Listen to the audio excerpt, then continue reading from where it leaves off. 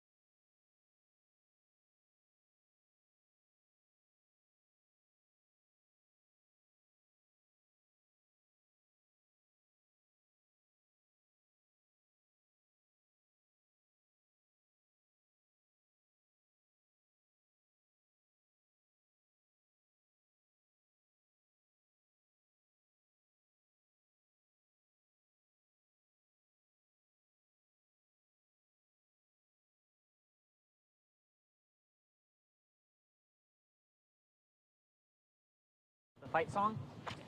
Is it really? No. No. I mean, maybe. I don't know. I mean, you're from close enough. I figure you might. I don't know. Oh. All right. Yeah, that's a good spot. You're white now. I'm white? I've always been white. Stuff your. Hello, hello!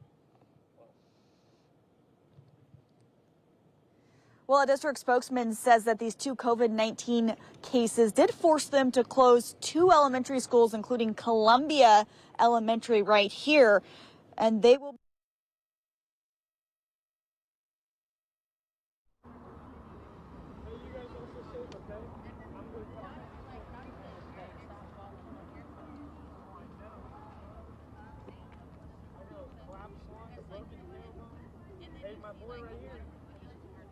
You want another one. 1, 2, 3, 4, 5. Check, check, check. Mic check. 1, 2, 3, 4, 5, 6. Check, check, check. You guys get it?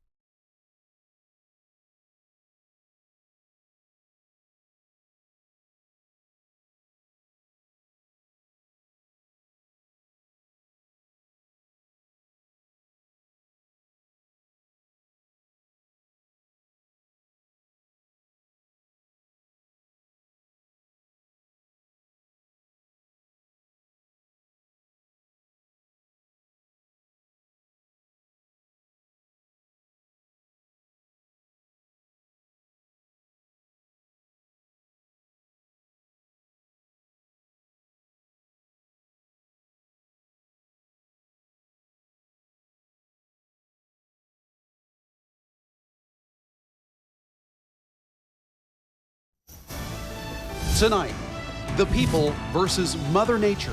You got to do what you got to do. Members of the Clackamas County community take us through the fight to save their homes. A pair of COVID-19 cases mean a change of plans for schools in one Southwest Washington district. What students and parents think about going online indefinitely. High drama and the high court. President Trump jockeys to fill the seat of the late Justice Ginsburg, but does he have the votes? But first, the glare of the national spotlight once again turns on Portland. You look at Portland, you look at what's going on there, what a mess. With crime on the rise and federal funding in jeopardy, what's worse for business? The violence or the bad publicity? That's first on Fox. Good evening, thanks for joining us tonight. I'm Wayne Garcia. Nora is off this evening. After the smoke cleared, protesters did return to the streets of downtown Portland over the weekend. Police say some of them damaged businesses, but no arrests were made. The brief hiatus comes after more than 100 nights of protest. Then today, the Justice Department labeled Portland one of 3 cities they're calling anarchist jurisdictions. The announcement coming after President Trump threatened to withhold federal funds. Fox 12's CAMILA ORTI is live with how businesses are now responding and a look at the protest tonight. CAMILA? Yeah, Wayne, we're here at Southeast 47th and Burnside, where a group of protesters has met to continue to spread the message of the Black Lives Matter movement. Go ahead and take a look. You can see they set up some vehicles here to block the intersection at Burnside, and I'd say this group is about 200 strong. It's grown. They started at Laurelhurst Park and marched here about maybe 45 minutes ago. But earlier today, we were in downtown Portland to talk to businesses about how things have been going, and people told me they are not happy with how the city is being portrayed nationally. To-go orders are trickling in at the Crown by Imperial on Southwest Broadway, but the tables remain empty. It's been a real challenge. Imperial General Manager Bethany Thompson tells me things have been tough for businesses downtown, first from the pandemic, then from the violence and vandalism that we sometimes see at the tail end of protests. Violence that many involved in the Black Lives Matter movement say they do not condone, which we heard from protesters Monday night. I don't want to do anything that unnecessarily alienates people. Or that does not communicate the message that I'd like to communicate. Saturday night, during a march, Portland police say 3 businesses had their windows smashed downtown. Thompson says one of the biggest issues for businesses trying to keep their doors open is the perception that eating and staying in downtown Portland isn't safe. Just come back, give it a try. Hotels are especially struggling. Just across the street, Benson Hotel Managing Director George Schweitzer said occupancy is down to 15%. They'd normally be at 90%.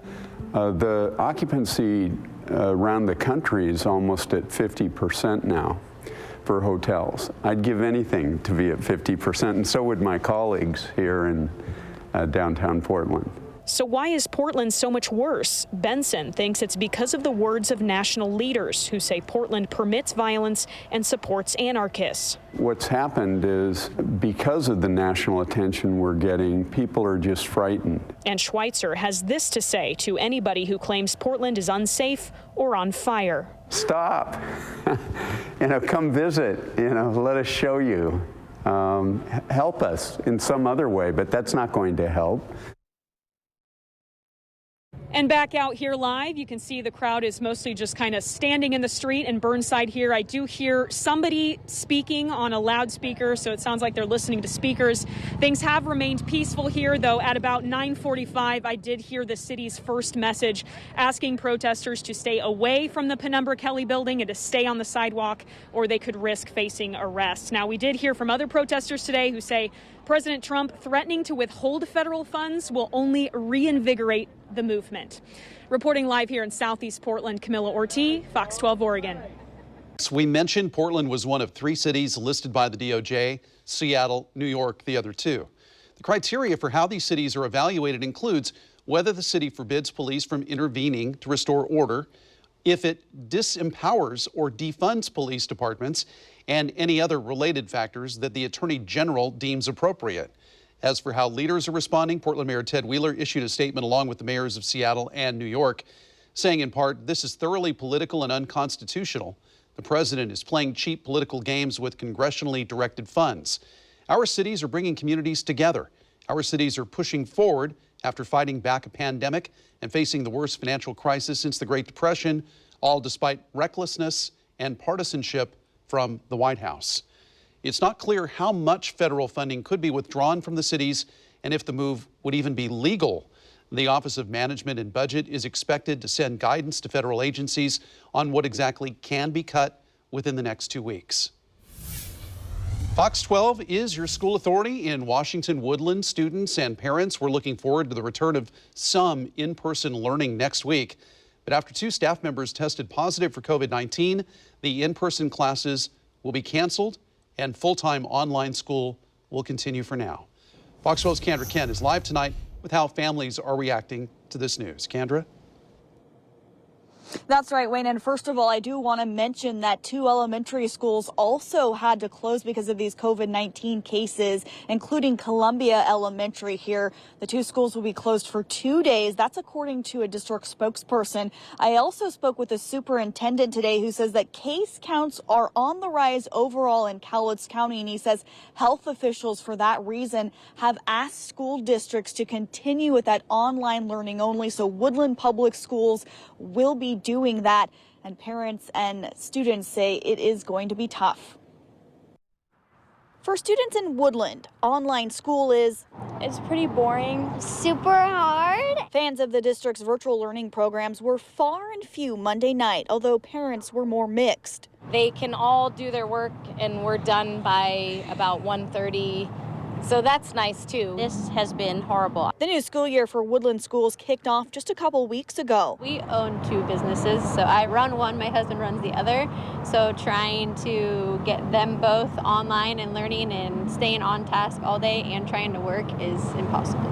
And that's why Allison Beatty was looking forward to sending her kids back to school as part of the district's plan for modified in-person learning. It was set to start next week, but now that's off the table indefinitely. The announcement comes on the heels of 2 confirmed COVID-19 cases within the district. Parents were notified Saturday that 2 staff members tested positive for the virus. A district spokesman told Fox 12 that 1 employee works regularly at Columbia and North Fork elementary schools. The schools are now closed, with teachers and staff instructed to work remotely until the schools reopen to them Wednesday. But students will still only go to class online. 4th grader Gracie Nichols just found out she won't physically be going back to school. I was kind of sad because I don't like doing virtual because sometimes my computer kicks me out and then I don't get to hear half of it. And because it's just more annoying sitting in a chair all day. Every class on a screen or on their own. And for like PE, you have to do it like at your house. Like, it's just not as fun. Students left waiting and wondering what's next. I wish we could just go to school and everybody would be just normal. And the superintendent did say that the health and safety of students, staff, and the community is top priority. He says extensive contact tracing will be done and conducted by county health officials. Reporting live tonight in Woodland, Kandra Kent, Fox 12 Oregon.